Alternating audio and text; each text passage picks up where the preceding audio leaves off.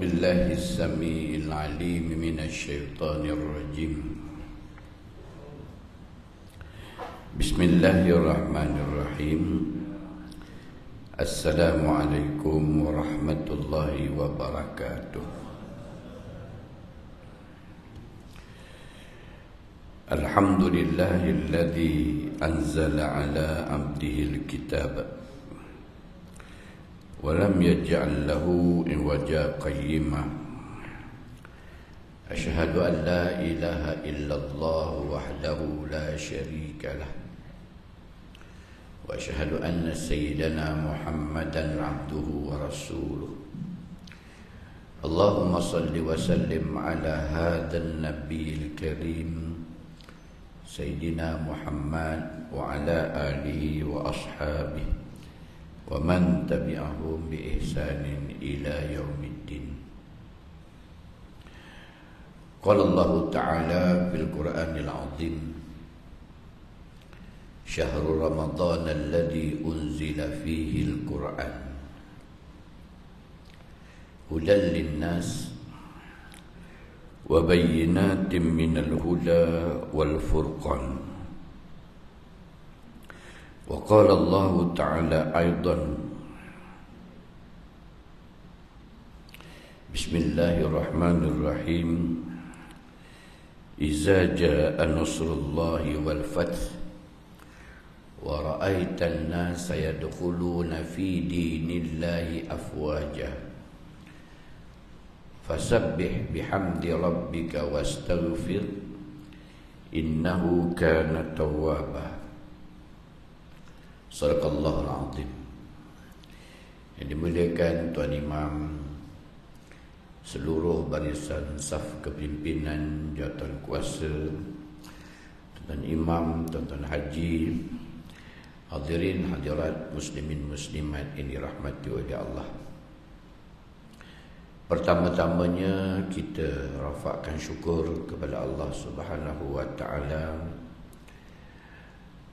diberi peluang kepada kita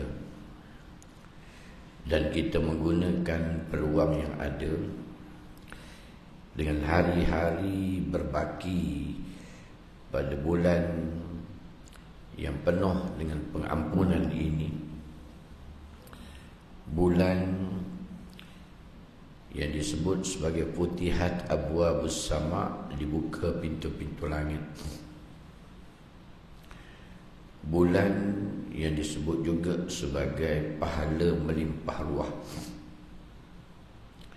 untuk kita mengutip sebanyak mungkin, mengaut sebanyak mungkin, kerana inilah satu-satunya pahala yang boleh kita persembahkan di hadapan Allah Subhanahu wa taala nanti. Kullu amal ibnu Adam kafarah. Setiap amal anak Adam itu adalah penebus. Illa saum, kecuali puasa. Tuan-tuan dan puan-puan rahmati oleh Allah, kalau kita melihat kepada firman Allah, Syahrul Ramadan alladhi unzila fihi al-Quran, pada bulan Ramadan telah diturunkan padanya Al-Quran. Hudan linnas, Al-Quran itu adalah petunjuk kepada manusia. Wa bayyinatin minal huda wal furqan, menjadi pembeza antara yang betul dengan yang salah. Kalau tuan-tuan mengamati betul-betul pada ayat ini, Allah sebut bulan puasa ni jadi istimewa kerana diturunkan padanya Al-Quran. Saya tak sebut bulan Ramadan, saya sebut bulan puasa. Sebab Ramad tu makna panas. Pada bulan panas itu disyariatkan berpuasa. Jadi kita orang Melayu dah popular dah, bila sebut Ramadan tu disebut puasa dah, kan? Sebenarnya makna Ramad itu makna panas. Pada bulan panas itu difardukan kita berpuasa. Apa keistimewaan Al-Quran? Kalau kita lihat pada Imam Ahmad Ibn Hanbal menyatakan bahawa lembaran-lembaran atau suhuf-suhuf ataupun kitab-kitab terdahulu, Taurat, Zabur dan Injil juga turun pada bulan Ramadan.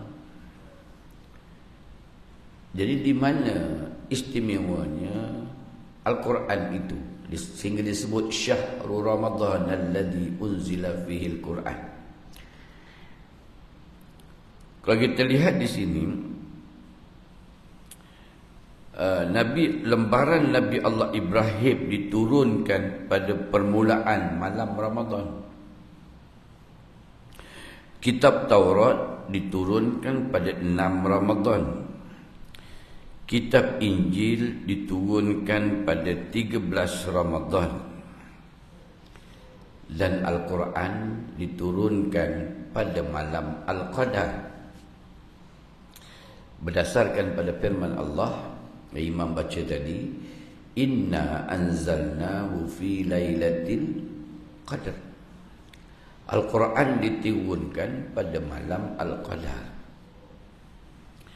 Malam Al-Qadar itu bila? Bila?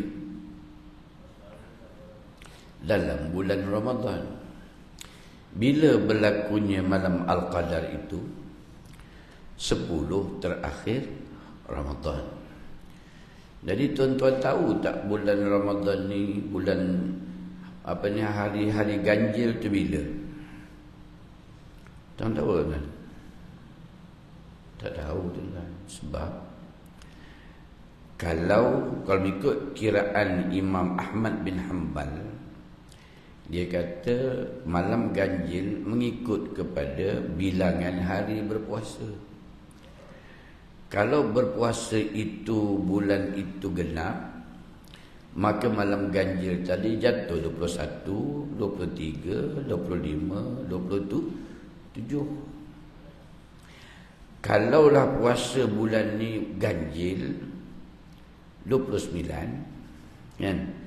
Maka malam ganjil tadi akan jadi pada hari genap. Nampak tak? Jadi maknanya disuruh kita memburu Al-Qadar. Terus kita mencari Al-Qadar. Jadi tuan-tuan tak tahu bulan ni puasa berapa hari. Betul tak? Kadang-kadang jawatan kuasa masjid, dia fokus malam ganjil. Dia fokus malam tu kita panggil ustaz dah buat malam ganjil ni, malam-malam ganjil. Soalannya dia tahu tak malam ganjil tu bila? Kan? Sebab puasa kalau bulan tu genap, bulan ganjil jadi 21, 23, 25, 27. Kalau bulan puasa tu bulan tu ganjil, dikira pula genap. Apa? Sebab itu tuan-tuan,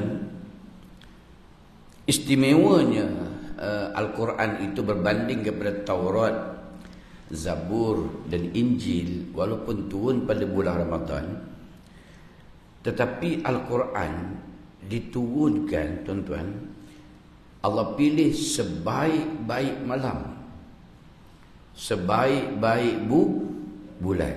Penghulu bagi segala bulan adalah bulan Ramadan. Penghulu bagi segala hari, iaitu pada hari Jumaat. Penghulu malam yang terbaik pada banyak-banyak malam, iaitu malam Al-Qadar. Maka Allah pilih Al-Quran diturunkan pada sebaik-baik bulan dan sebaik-baik hari. Hari itu malam Al-Qadar. Dan satu lagi keistimewaan Al-Quran ini, dia diturunkan, tuan-tuan, lengkap 30 juzuk malam tu. Malam Al-Qadar tu Quran diturunkan pada malam tu lengkap daripada ayat pertama, iaitu Iqra' bismi rabbikal ladzi khalaq, sampailah kepada 'allamal insana ma lam ya'lam, sehinggalah turun ayat yang terakhir. Ada pendapat menyebut wattaqu yawman turja'una fihi ila Allah, ya, perintah bertakwa kepada Allah Subhanahu wa taala dan juga mengingati hari pembalasan, bersedia menghadapi hari pembalasan. Itu yang masyhur disebut ayat terakhir. Sebab berdasarkan kepada ayat tadi turun tuan-tuan, iaitu 7 hari sebelum kewafatan baginda sallallahu alaihi wasallam. Itu sebab ulama kata ayat wattaqu yawman turja'una fi ilallah tu ayat terakhir turun.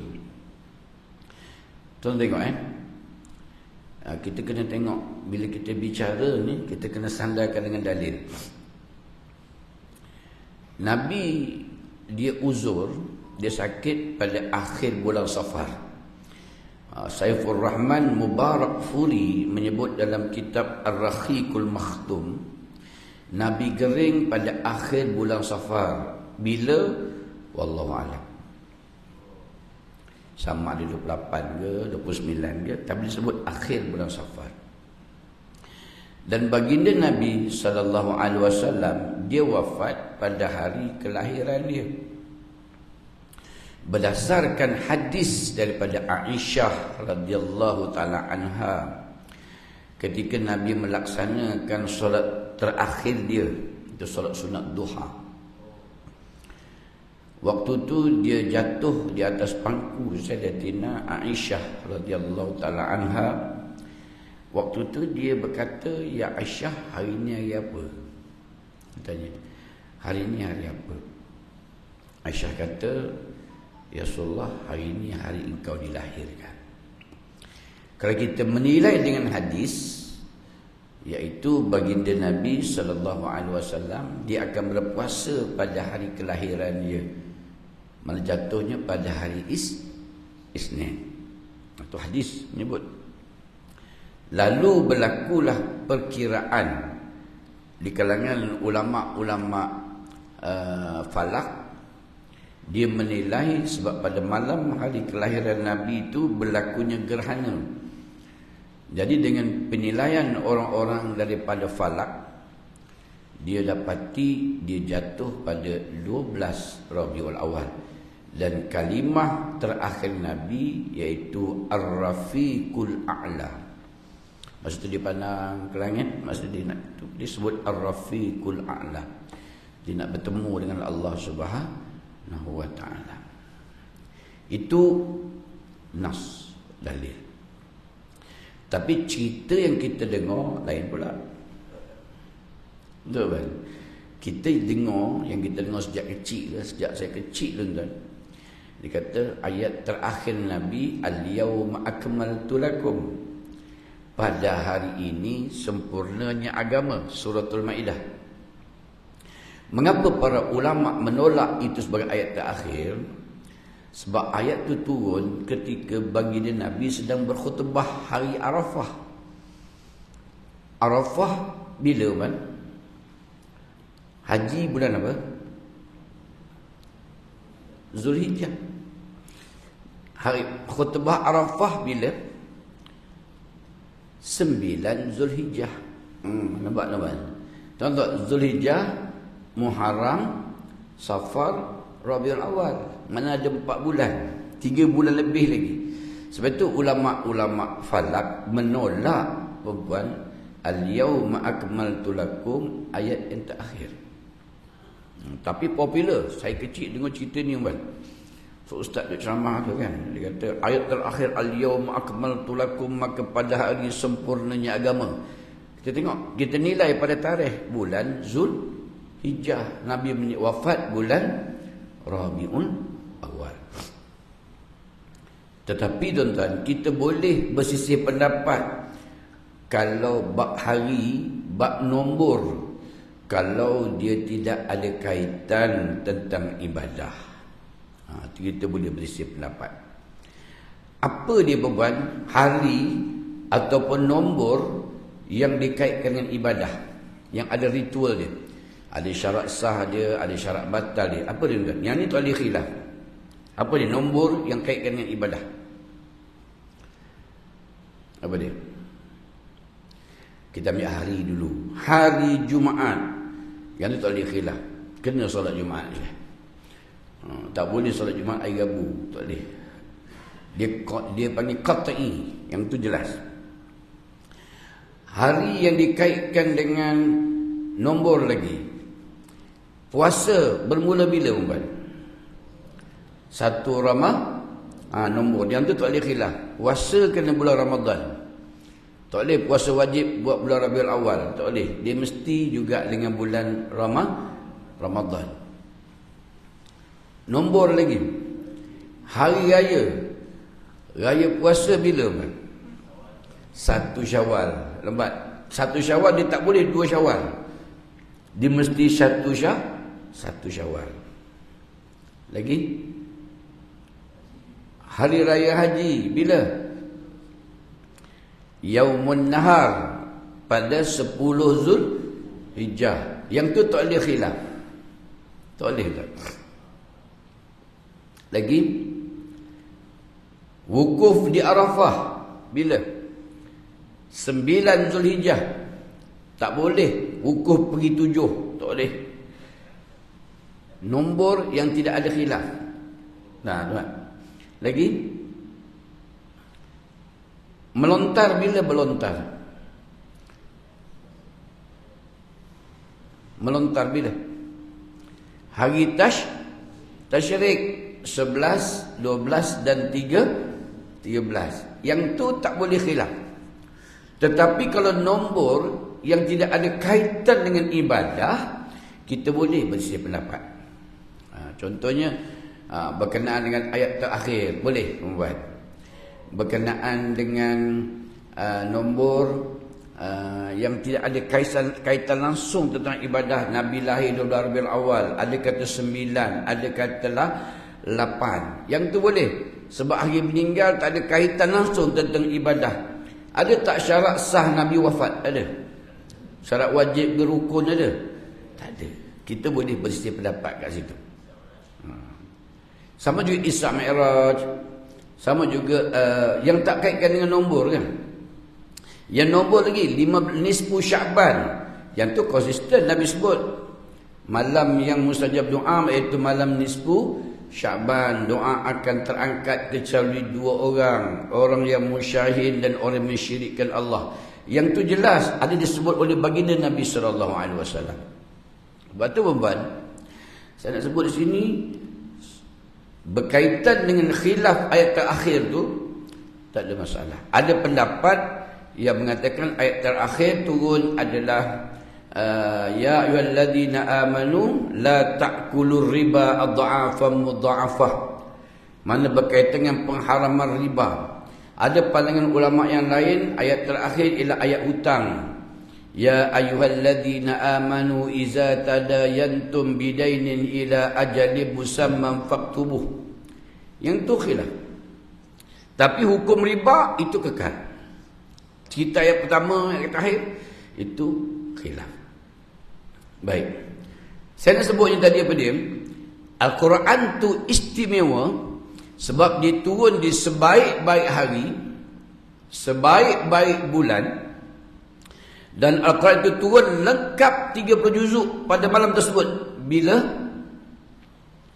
Malam Al-Qadar. Yang tu jelas, tuan-tuan. Dan Al-Quran diturunkan beransur-ansur kali pertama. Bila? Kali pertama turun Iqra' bismi rabbikal ladzi khalaq. Bila? Tuan-tuan cuti itu bila nuzul Quran? 17 Ramadan. Atau ayat kali pertama turun di dunia. Kali pertama turun di dunia. Iaitu ayat Iqra' sampailah kepada 'allamal insana ma lam ya'lam. Sebab itu Al-Quran dia lebih istimewa daripada Taurat, Zabur dan Injil. Dia tak turun sempurna lengkap tu pada malam tersebut. Dia turun kejap pada bulan lain dan sebagainya. Baik. Tuan-tuan dan puan-puan rahmati Allah Subhanahu wa taala.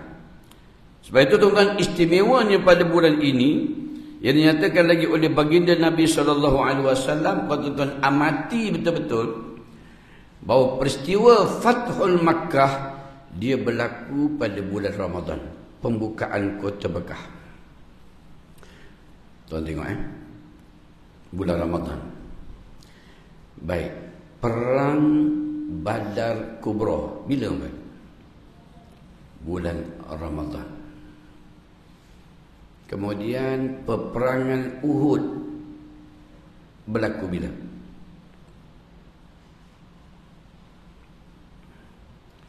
Bulan Syawal. Persiapan dia bulan Ramadan. Persiapan nak berperang tu pada bulan Ramadan. Peperangan berlaku pada bulan Syawal. Perang Khandaq, perang Parit, gali parit berlaku pada bulan Ramadan. Peperangan berlaku pada bulan Syawal. Sebab tak nak sebutnya orang Islam ni tuan, dia hebat apabila dia berada pada bulan yang difardukan berpuasa, bulan yang diturunkan padanya Al-Quran. Manusia akan jadi hebat. Luar biasa kehebatannya. Tuan-tuan boleh tengok buktinya di surah An-Najahiyah ni pun dah nampak dah kehebatan bulan Ramadan. Apa bukti dia? Warak kita luar biasa. Kewarakan dia. Tuan-tuan bayangkan, nasi tu halal ke haram? Halal. Tapi bulan siang hari jadi haram tak? Oh, dia haramkan pada siang siang hari. Air tu halal tak? Halal. Tapi pada siang hari dia halal, dia haramkan daripada minum. Warak tuan-tuan. Warak, benda halal dia haramkan. Warak. Yang kedua, kita perhati ke bulan Ramadan ni orang warak. Selalu kita pergi masjid tuan-tuan. Tuan-tuan balik masjid malam pukul berapa? Selalu bulan-bulan biasa pergi masjid balik pukul berapa? Lepas Isyak pukul berapa? 9 dah balik. Bulan Ramadan tuan-tuan balik pukul berapa? 11. Warak luar biasa. Bulan ni bulan orang warak je. Kita kata lagi, bulan ni tuan-tuan orang semua ikut sunnah Nabi. Semua nak ikut sunnah. Sunnah perbuatan kan. Dia nak makan pun dia baca doa. Allahumma laqasumtu wa bika amantu wa ala rizkika aftartu birahmatika ya arhamar rahimin. Ustaz, saya nak cari yang sahih Ustaz. Nak warak lagi. Ambil yang sahih, hadis hasan daripada Abu Daud. Zahabaz zama'u wa batallatil uruku wa thabatal ajru insyaallah. Rasa haus telah hilang, tekak yang kering telah pun basah, pahala yang dijanjikan insya-Allah. Tuan-tuan. Tuan-tuan baca berbuka yang mana?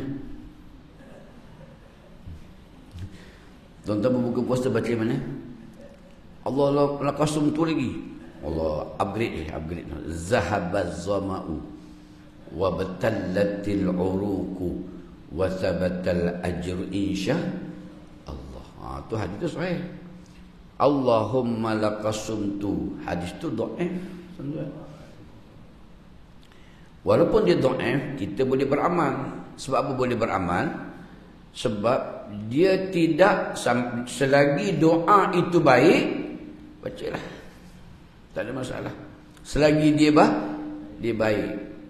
Kan kita baca Allahumma laqasumtu wa bika amantu wa ala rizkika aftartu. Walaupun dia dhaif tapi dia baik tak? Dia baik. Tak ada masalah. Boleh baca. Mana? Walau bagaimanapun saya minta maaflah untuk diri saya sebab saya yang mempopularkan doa ni tuan-tuan. Di Astro Oasis. Masa mula-mula Astro Oasis tu buka, masa tu saya, Datuk Masyitah, Ustaz Wan Suhubani Leman, Ustaz Syukri Zakat, Ustaz Dr. Ustaz Zawawi UIA, zaman geng-geng tu lah, geng yang Forum Perdana zaman tu, dengan ustazah yang bawa gendang. Apa nama ustazah tu? Negeri Sembilan nama ustazah, Ustazah Hasni masa itulah kami popular kan, Allahumma laqasumtu wa bika amantu wa ala rizqika aftartu. Tuan tengok nak peranan televisyen. Peranan televisyen ni besar rupanya. Bila kita popularkan doa tu, kesan dia tuan, sampai sekarang orang boleh baca doa tu. Sampai sekarang. Jeb sepah tu pun boleh baca tuan doa tu. Kesan dia. Dulu kita masa kecil tahu tak baca doa makan. Bat tak ada tuan. Kesan daripada TV tu. Tapi saya minta maaf lah, saya mempopularkan hadis dhaif. Tapi nasib baik dia tidak maudhu'. Dia tak palsu. Kalau palsu bahaya lah. Baik. Sebab itu kalau doa berbuka puasa rumah orang, ada Allah ma'at'im wa at'amani wa askin wa asqani. Kan? Hadis daripada Ibnu Majah. Dia kata, ya Allah, berikan pahala kepada orang yang memberi makan kepada aku ini, dan dia akan dapat pahala seperti pahala aku berpuasa, tidak dikurang pun sedikit pun. Allah ma'at'im wa at'amani wa askin asqalani. Dan para malaikat mendoakan orang yang berbuka puasa tadi dengan makanan kita bagi makan tadi, supaya dibukakan rezeki orang tu setahun. Sebab itu bulan Ramadan orang warak mengejar pahala yang paling besar. Bulan Ramadan ni memberi makan orang berbuka puasa. Paling besar. Pahala yang lain kurang, more kurang tuan-tuan, more kurang. Sebab dia sedekah, dia termasuk sedekah lagi. Sebab dia memberi makan, dia akan dapat pahala seperti pahala orang berpuasa. Tuan-tuan. Sebab tuan-tuan, Nabi sebut kullu amal ibnu Adam kafarah. Setiap amal anak Adam itu penebus. Tuan-tuan, amalan kita, pahala yang kita dapat hari kita tebus kesalahan yang kita buat. Tuan-tuan kalau mengumpat, pahala pergi dekat mana? Orang yang kita umpat, tebus dengan pahala amal kita. Tuan-tuan memfitnah orang, mana pergi pahala kita? Tutup dengan pahala tadi, bagi pada orang yang kita fitnah. Tuan-tuan, perempuan buat haji tamattu'. Haji tamattu' kena bayar dam tak tuan-tuan? Kena. Sebab apa kita bayar dam? Sebab apa kena bayar dam? Sebab dia tidak berniat di mikot. Mikot kita, kalau masuk daripada Mekah turun ke Jeddah, mikot kita adalah Qarnun Manazil. Kalau kita masuk daripada Madinah, mikot kita Bir Ali. Tuan-tuan buat haji tamattu', niat haji kat mana? Kat mana tuan? Dekat sebab tuan-tuan tidak berniat di mikot. Betul kena bayar dam. Haji bersenang lenang. Haji bersenang lenang. Haji ifrat, haji bersusah payah. Dia panggil berkusut masai. Kusut masai. Jadi tuan-tuan menutup kita punya kekurangan tadi dengan pahala. Apa pahala dia? Menyembelih seekor kambing. Dia panggil jam tertib. Menyembelih seekor kambing di tanah haram. Tanah haram Mekah, pahala berapa? 100,000. Nampak tak? Ditutup kita punya kelemahan dengan pahala. Tuan-tuan. Tuan-tuan rasa pahala kita ada lagi tak, tuan?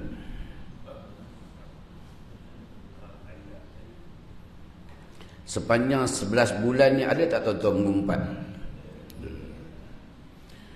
Sepanjang 11 bulan ni ada tak tuan-tuan masuk grup Telegram ke, grup WhatsApp ke? Tuan-tuan pergi hantar wala on, wala non, ada tak? Habis pergi dekat orang tu. Habis dah. Nabi kata apa? Illa saum, kecuali puasa. Sebab bulan puasa tuan-tuan, pahala tu safe. Dia fix deposit, dia selamat. Man qama ramadana imanan, barsiapa menghidupkan qiyam Ramadan, tarawih, kemudian dia witir bersama imam hatta yang sarif, dia dapat pahala sepanjang malam.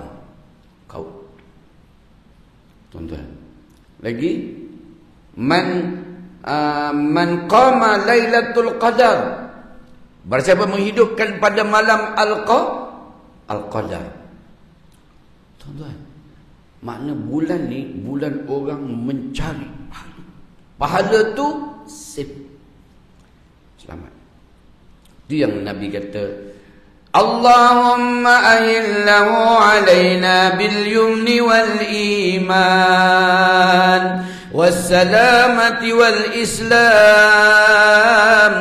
والتوفيق لما تحب وترضى ربي ربنا وربك الله لا حول ولا قوة إلا بالله العلي العظيم اللهم إني أعوذ بك من عذاب جهنم اللهم إن هذا في شهر رمضان وشر المحشر. Nabi baca doa ni. Tetap perasan tak doa ni sudah baca dalam kunut? Perasan ya? Tuan-tuan buka Google, cuba kat YouTube. Dalam kunut dia, dia baca doa ni. Allahumma barik lana fi syahri Ramadan. Allahumma barik lana. Allahumma rabbana taqabbal du'a fi Ramadan. Kan? Kenapa tuan-tuan? Tuan-tuan bayang, Nabi baca doa ni bermula bulan Sya'ban lagi. Bila dikatakan perintah turun, ya ayyuhalladzina amanu kutiba alaikumusiyam, maka diperintahkan berpuasa. Nabi angkat tangan, Allahumma ahillahu alaina bil yumni wal iman wassalamati wal islam rabbi rabbuna wa rabbukallah. Ya Allah, nampakkan aku anak hilal, nampakkan aku anak bulan Ramadan, bulan yang membawa rahmat, bulan yang pintu langit dibuka, bulan pahala melimpah ruah, bulan yang membawa keselamatan pada iman. Ya Allah, hidupkan aku pada bulan Ramadan. Tuan-tuan, nampak tak Allah sayang kat kita? Sebab dia tahu dengan amalan kita, tuan-tuan, tak ada harapan masuk syurga. Dengan al-insan la yakhlu al-khata' wal nisyan, manusia tak sunyi daripada buat silap. Mengumpat ni tuan-tuan paling sedap, tuan-tuan. Mengatur orang ni paling sedap. Tetapi dia kata apa? Aku bagi mereka bulan Ramadan satu syurga khas untuk berpuasa. Apa nama syurga, tuan? Ar-Rayyan. Khas bulan Ramadan. Tuan-tuan, sebab itulah Allah pilih, tuan-tuan, Allah pilih dalam bulan Ramadan ini ada yang dipanggil peristiwa yang menggemparkan. Yang pertama Badar Kubra, yang kedua peperangan Uhud, persiapan bulan Ramadan, kemudian perang Khandaq tahun kelima, perang Khandaq tahun kelima. Saya susunkan, tuan-tuan, kefarduan berpuasa tahun kedua, kefarduan bayar zakat fitrah tahun kedua, peperangan Badar Kubra tahun kedua, kekalahan umat Islam peperangan Uhud tahun ketiga, Tahun kelima berlakunya peristiwa perjanjian Hudaibiyah. Tahun ke-6 tahun ke-7 berlakunya umrah qada. Tahun ke-8 berlakunya Fathul Makkah. Bulan apa dia? Ramadan. Kita tengok ayat. Bismillahirrahmanirrahim. Ikut tuan-tuan. Iza jaa nasrullahi wal fath wa ra'aitan nasa yadkhuluna fi dinillahi afwaja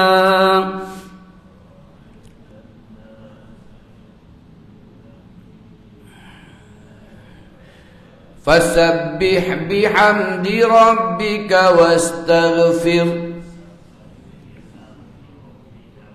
innahu kana tawwaba.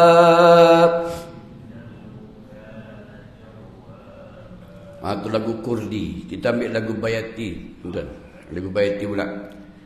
Bismillahirrahmanirrahim. Itu lagu tuan-tuan, lagu Bayati. Bismillahirrahmanirrahim. Ikut. Alhamdulillahi rabbil alamin. Alhamdulillahi rabbil alamin. Ar-Rahmanir Rahim. Malik Yawmiddin.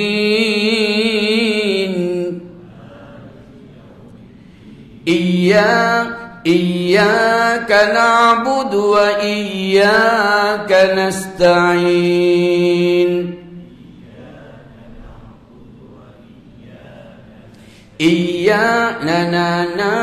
Iyyaka na'budu wa iyyaka nasta'in.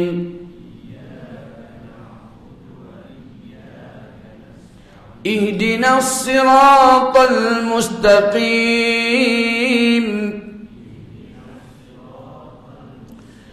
Siratal ladzina an'amta 'alaihim ghairil maghdubi 'alaihim waladdallin.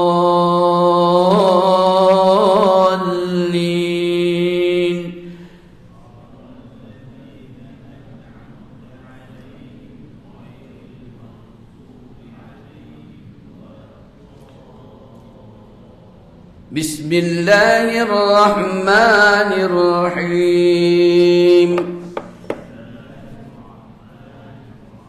Idza jaa nasrullahi wal fath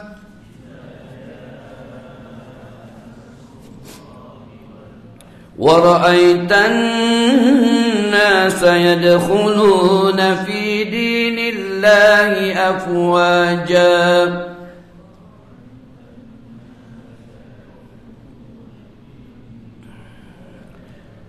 fasabbih bihamdi rabbika wastaghfir innahu kana tawwaba.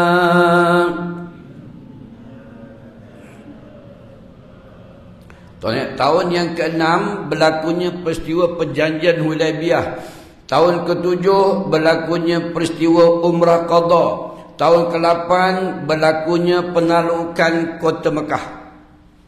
Ayat ni iza jaa nasrullahi wal fath disebut apabila jaa nasrullah, datangnya pertolongan daripada Allah, wal fath dan kemenangan.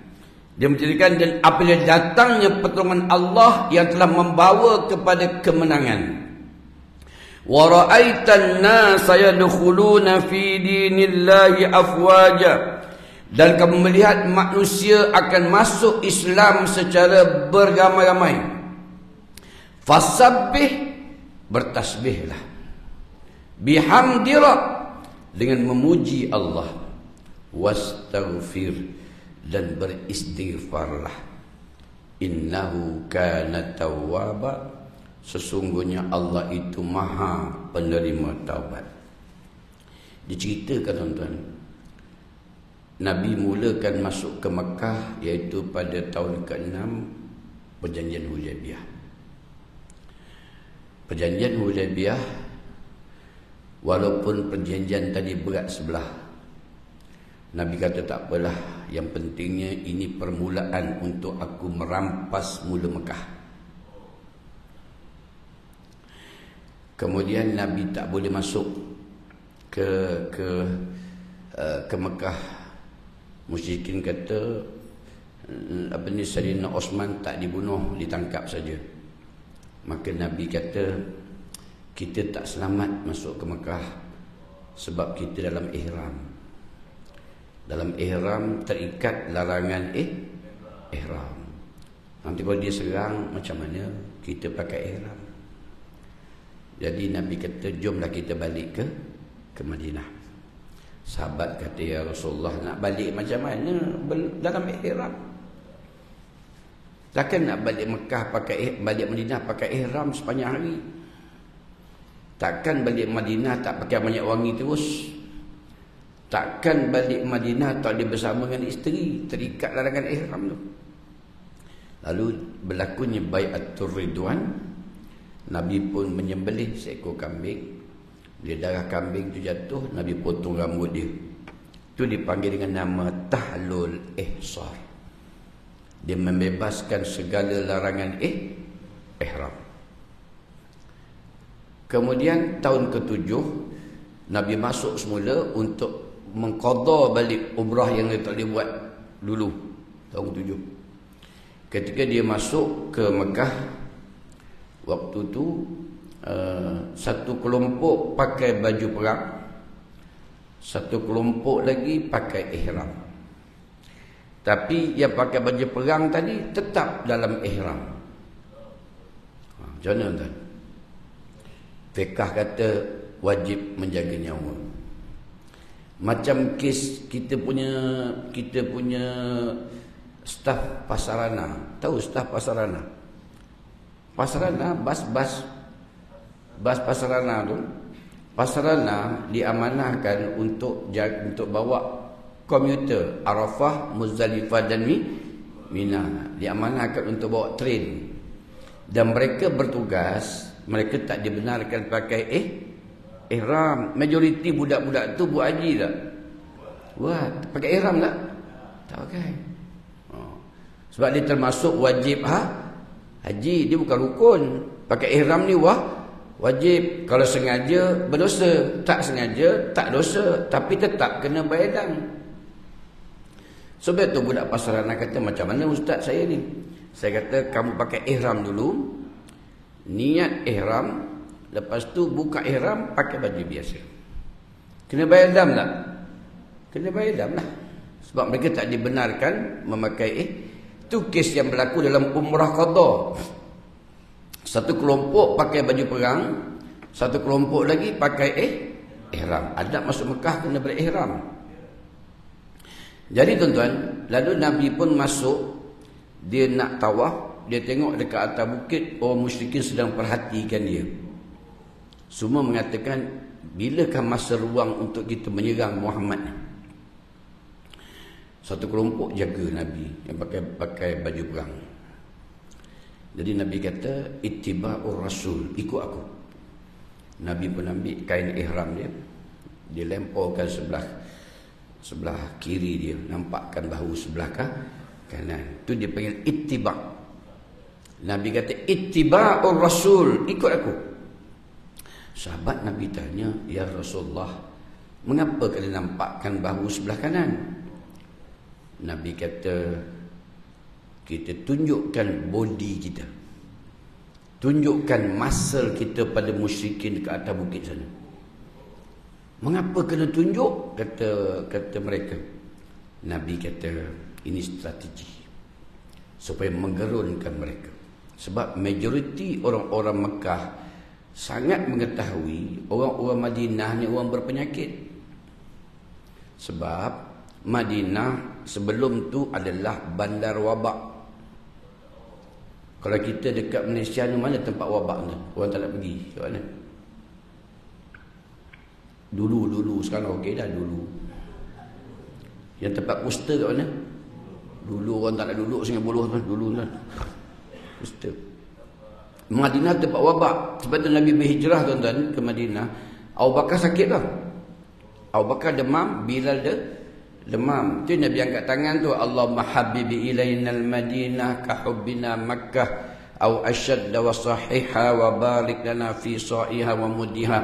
Ya Allah, berikan kecintaanku kepada Madinah melebihi cintaku kepada Mekah, dan hantarlah wabak ini ke Juffah. Nabi minta. Sebab itu Madinah terselamat pada wabak sampai sekarang kerana doa Nabi SAW. Tu kata Nabi, tunjukkan body kita. Sangkaan mereka kita ni berparut-parut, orang berpenyakit. Kalau tu kena kulis ada tak penyakit tu? Tunjukkan. Tu yang nampakkan bahu sebelah kanan peristiwa umrah qadha. Tak percaya tuan-tuan tanya geng haji, geng umrah. Cuba tanya dia, Ji, haji itu pergi buat haji, buat umrah itu itibak tak? Itibak. Kalau nampakkan bahu sebelah kanan. Cuba tanya dia, sebab apa itibak? Dia akan jawab, dah kursus macam tu lah. Sejarahnya ialah tahun ke-6, tahun ke-7. Tuan-tuan, peristiwa umrah qadha tu. Kemudian bagi dia Nabi kata, ikut aku. Ketika tawaf, Nabi melakukan ramal. Dia lari langkah pendek. Ketika tawaf. Kata sahabat, ya Rasulullah, mengapa dia lari? Langkah pendek. Gerunkan pada musuh. Sebab sangkaan orang-orang Mekah, pastilah mereka ni letih. Tuan-tuan, daripada Madinah 400 km, bawa binatang korban. Seorang bawa 8 ekor kambing. Cuba bayangkan. Tuan-tuan pergi Perak, heret kambing. Bayangkan. Dia kata pastilah kita meletihkan. Tunjukkan pada mereka kita masih lagi gagah. Itu yang berlakunya ramal. Kan? Tak cari tanya geng umrah. Sebab apa ramal? Dia akan jawab lah. Dah khusus macam tu lah. Peristiwanya pada tahun ke-7. Tuan-tuan, pada tahun yang ke-8, Nabi masuk semula ke Mekah kerana mereka mengingkari perjanjian Hudaibiyah tadi, menyebabkan Nabi bawa orang seramai 10,000 orang masuk ke Mekah. Pada bila? Pada 20 Ramadan. Bulan Ramadan Syekh. 20 Ramadan. Nabi masuk ke Mekah. Waktu itu Nabi terus lalu di rumah Abu Sufyan, ketua Sayyidil Quraisy. Siapa berani menghalang aku untuk membebaskan kota Mekah? Aku nak kembalikan balik syariat Ibrahim, Ishak, Yakub, Yusuf, Ayub sampai Isa di Mekah. Kembali balik aqidatul iman. Semua diam. Takut. Sebab apa takut? Timbul soalan. Sebab mereka telah melihat dengan mata kepala mereka sendiri. Orang Islam ni ada bantuan daripada langit. Bila? Ketika peperangan Ahzab. Ketika peperangan Khandaq. Dalam peperangan Khandaq pada tahun yang ke-5, tuan-tuan, waktu tu umat Islam dah lumpuh. Makanan tak ada, kebuluran melanda. Tentera bersekutu mengepung kota Madinah Al-Munawwarah bersama dengan orang Yaman, bersama dengan orang Syam, bersama dengan orang Rom mengepung kota Madinah. Kata Abu Sufyan, siapa nak berhibur, jom kita ke Khandaq. Sebab masa ni aku akan bawa arak sebanyak mana yang boleh. Untuk setahun punya tuan-tuan, logistik setahun arak. Bayangkan setahun punya arak banyak mana. Makanan untuk setahun, bayangkan daging banyak mana untuk setahun. Dan aku bawa wanita-wanita ronggeng setahun. Siapa nak berhibur, inilah peluang dia. Sebab masyarakat Arab dia suka berhibur. Ramai ikut Abu Sufyan mengepung kota Madinah Al-Munawwarah. Umat Islam hampir lumpuh. Dia berlaku bulan Ramadan ni ketiga kali parit. Ketika Nabi kata, intan surullah, siapa tolong agama Allah, wa yusabbit aqdamakum, Allah beri pertolongan pada mereka. Waktu tu tuan-tuan, keajaiban berlaku. Datang satu angin yang luar biasa. Bukan angin biasa-biasa, bukan volcano, bukan ribut taufan, bukan tsunami, lebih pada tu lagi. Dia mengangkat kelengkapan logistik ni, dia pindah-pindah, angkat pindah, angkat pindah, angkat pindah. Mereka lari lintang pukang. Lari lintang pukang. Sahabat Nabi yang tadi dah hampir lumpuh, duduk dalam kubu, tengok pertolongan daripada langit datang tuan-tuan. Dia sebut, Allah yang maha besar, yang maha besar, yang maha besar. Tiada Tuhan melainkan Allah, Allah yang maha besar. Waktu tu dia wujud tu. Sadaqa wa'da wa azza juldahu wa hazamal ahzaba wahdah. Itulah bermulanya lafaz takbir hari raya, tuan-tuan. Itu mulanya lafaz takbir. Sebab mereka nampak pertolongan tu. Saya saja terjemah Melayu tu nak bagi faham. Orang Melayu ni pun kekat tua, tuan-tuan. Dia melafaz, ya Allahu Akbar, Allahu Akbar, Allahu Akbar. Dia lafaz dia tak nampak makna tu. Mereka melihat pertolongan pada langit tu dah datang. Tu sebut Allah yang maha besar, Allah yang maha besar, Allah yang maha besar, tiada Tuhan melainkan Allah. Keyakinan tu bertambah. Sebab tu orang Arab kalau takbir raya, mana ada sedih macam Melayu. Tak ada. Allahu Akbar, Allahu Akbar, Allahu Akbar. La ilaha illallah, wallahu akbar. Wala. Kita tuan-tuan, Allahu Akbar, Allahu Akbar, Allahu Akbar. Itulah. Sebab tak faham kan. Dengarkan lagu La ilaha illallah. Feel tak ada je. Feel. Bukan soal salah, soal kepahaman tu. Dia sebut sadaqa wa'dah wa azza jullahu wa hazamal ahzab wahdah. Tuan-tuan. Berlaku bila? Bulan Syawal. Bulan Syawal lah. Sebab itulah tuan-tuan, musyrikin mula gerun kesan daripada Ahzab. Abu Sufyan tak kata apa tuan-tuan ketika Nabi masuk ke kota Mekah. Nabi masuk ke Mekah, Allahumma antas salam wa minkas salam. Dan dia nampak dekat rukun Yamani ada berhala Al-Lata. Dia nampak dekat rukun Hajar Aswad ada berhala Al-Uzzah. Nabi tebas, pecahkan. Hari ini benda syirik akan lenyap di kota Mekah. Nabi masuk dalam Kaabah. Tengok dalam Kaabah ada patung tuan-tuan. Dalam Kaabah ada patung. Dalam Kaabah ada busur panah dan gambar Nabi Allah Ismail. Dia pun runtuhkan patung tu. Nabi kata, wahai Bilal, naik atas Kaabah, istiharkan hari ini Mekah dibebaskan. Hari ini Mekah dimerdekakan. Kembalikan balik sistem perhambaan kepada Allah. Manusia adalah hamba, dia kena ikut perintah Allah.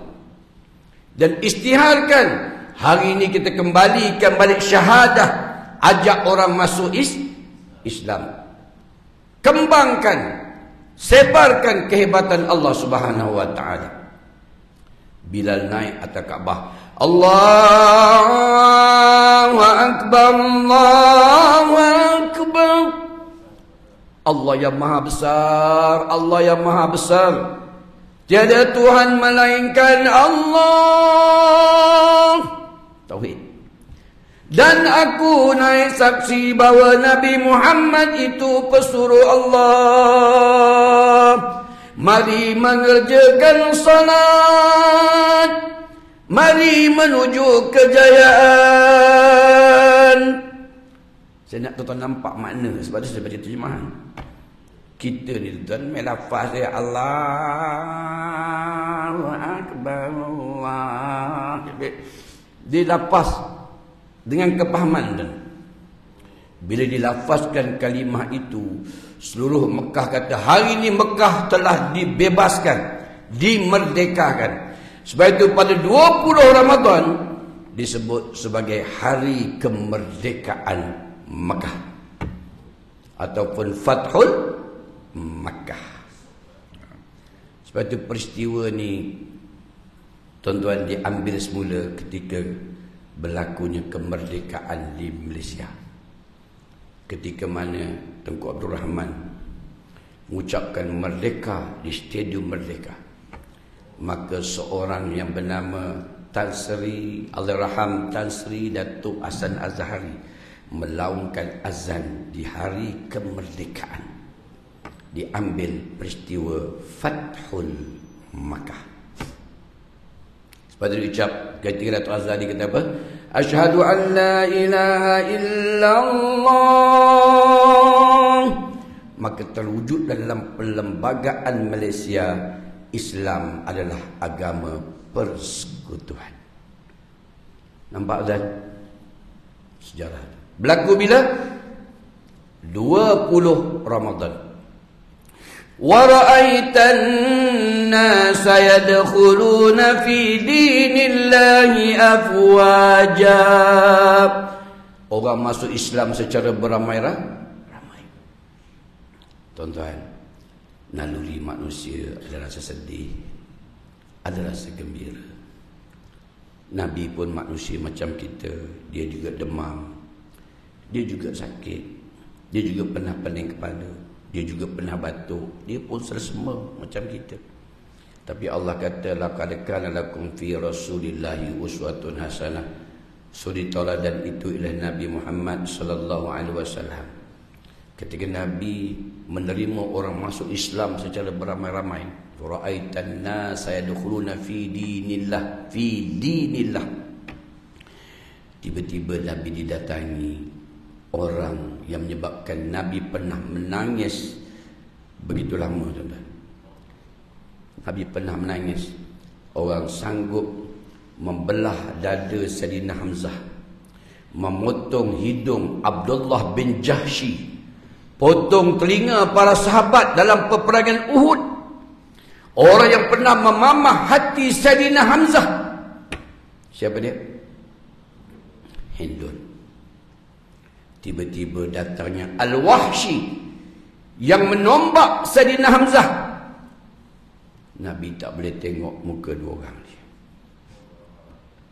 Naluri manusia. Kalau tuan-tuan jadi dia pun gitu, tuan-tuan boleh terima tak orang yang pernah bunuh bapa kita, belah dada, mamah hati? Nabi kata apa? Curi tauladan yang paling baik. Nabi kata, dia kata fasabbih bihamdi rabbika was, bertasbihlah dengan memuji Allah, sebab itu hak Allah. Tapi dia dah terima Islam. Wastaghfir, dan beristighfarlah, minta taubatlah. Innahu kana tawwaba, sesungguhnya Allah itu maha penerima taubat. Nabi kata apa? Wahai Abu Bakar, tolong syahadahkan Hindun, tolong syahadahkan Al-Wahsy. Sebab itu tuan-tuan, ayat ni sebut apa? Nak habis tuan-tuan. Fasabbih bihamdi rabbika wastaghfir. Fasabbih dan bertasbihlah, subhanallahi wa bihamdik. Wastaghfir dan beristighfarlah, astaghfirullah wa atubu ilaih. Innahu kana tawwaba, sesungguhnya Allah itu maha penerima taubat. Tuan buka tafsir Ibnu Katsir ni ada. Ibnu Katsir. Apa kata dia? Bila sampai pada ayat ni, kita kena sebut subhanallahi wa bihamdihi, astaghfirullah wa atubu ilaih. Sebab sebut fasabbih dan bertasbihlah, bihamdi rabb dengan memuji Allah, wastaghfir dan beristighfarlah. Ikut tuan-tuan, subhanallahi wa bihamdihi, astaghfirullah wa atubu ilaih. Okey, saya baca, tuan-tuan jawab Fasabbih bihamdi rabbika wastaghfir, innahu kana tawwaba. Jawab. Subhanallahi wa bihamdihi, astaghfirullah wa atubu ilaih. Sama-sama. Subhanallahi wa bihamdihi. Saya ulang balik. Fasabbih bihamdi rabbika wastaghfir, innahu kana tawwaba.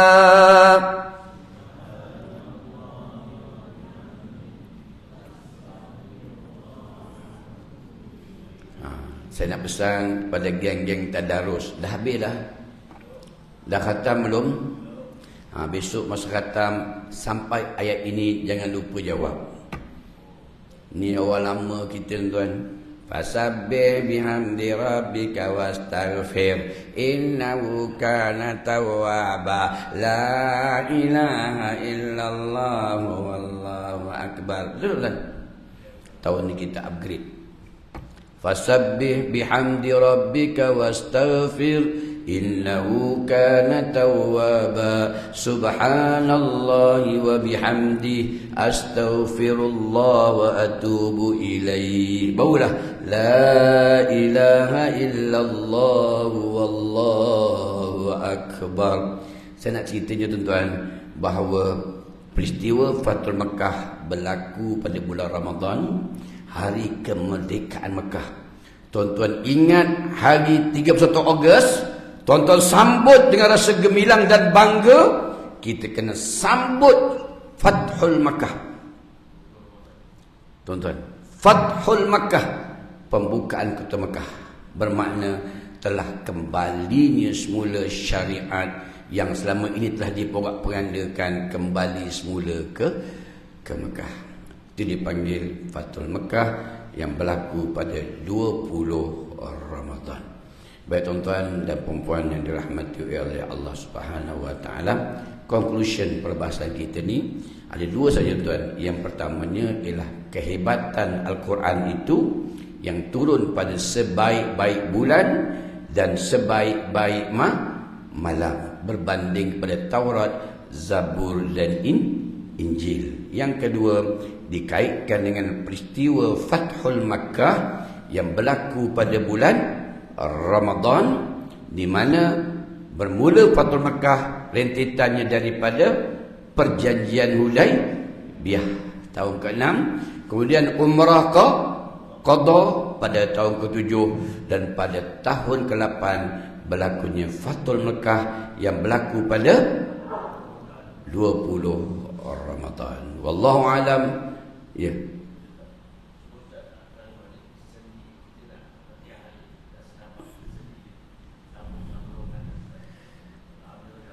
Oh, Fatihah. Baik tuan-tuan, dalam kita nak menyambung wasal Wasal menyambung antara suatu Fatihah ini, kita ambil daripada ayat puji dan ayat doa. Bila ayat puji? Alhamdulillahi Rabbil Alamin. Allah jawab, hamidani abdi, hamba-Ku telah puji. Ar-Rahmanir Rahim. Allah puji, Allah majjadani abdi, hamba-Ku telah menyanjungiku. Malik Yaumiddin, yang menguasai hari pembalasan. Allah jawab, athara alayya abdi, puji lagi. Jadi ada 3 disambungkan puji. Alhamdulillahi Rabbil Alamin Ar-Rahmanir Rahim Maliki Yaumiddin. Puji. Iyyaka na'budu wa iyyaka nasta'in. Kita minta, akan Dikau kami sembah. Allah jawab, hadza baini wa baina abdi wa li abdi ma sa'al. Sebelum untuk engkau, sebelum untuk aku. Ihdinas siratal mustaqim. Kita minta lagi. Siratal ladzina an'amta alaihim. Kita minta lagi doa. Allah jawab, hadza baini wa baina abdi wa li abdi ma sa'al. Sepedua untuk engkau, sepedua untuk aku. So cara sambung dia puji dan doa. Alhamdulillahi Rabbil Alamin Ar-Rahmanir Rahim Maliki Yaumiddin. 1. Iyyaka na'budu wa iyyaka nasta'in. Ihdinas siratal mustaqim, siratal ladzina an'amta 'alaihim, siratal ladzina an'amta 'alaihim ghairil maghdubi 'alaihim waladdallin.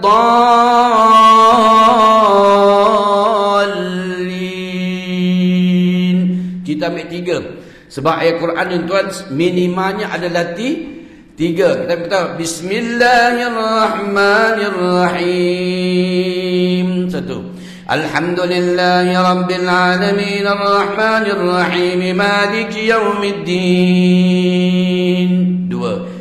Iyyaka na'budu wa iyyaka nasta'in. Ihdinas siratal mustaqim, siratal ladzina an'amta 'alaihim, siratal ladzina an'amta 'alaihim ghairil maghdubi 'alaihim waladdallin.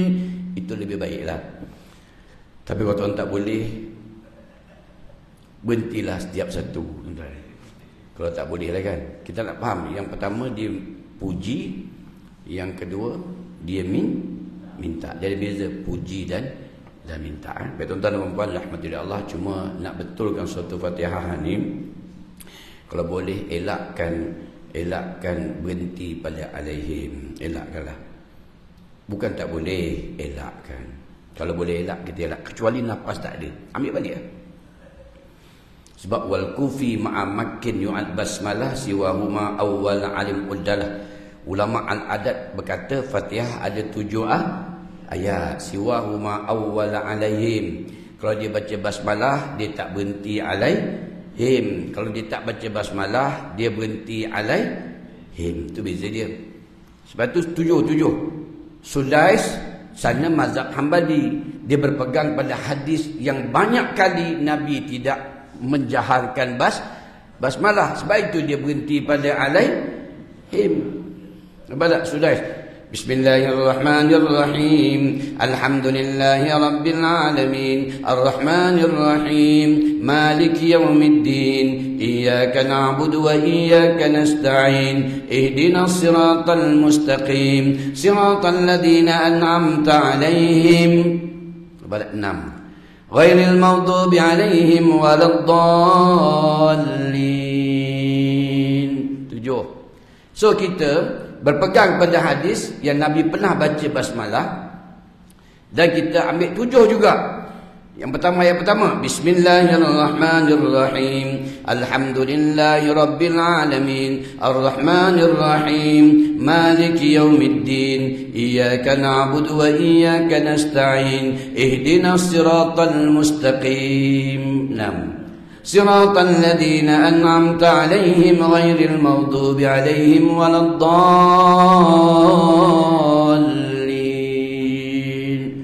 7. Nampaklah ke Syafi'iyah tu kita. Nampaklah kita tu mazhab Syafi'i kan. Ni tuan-tuan Syafi'i tidak, Hambali tidak, Maliki tidak. Bismillah pun dipulun, alaihim pun dipulun. Bukan soal batal, tuan-tuan. Tak timbul soal batal. Kita konsisten dengan mazhab Syafi'i, betul?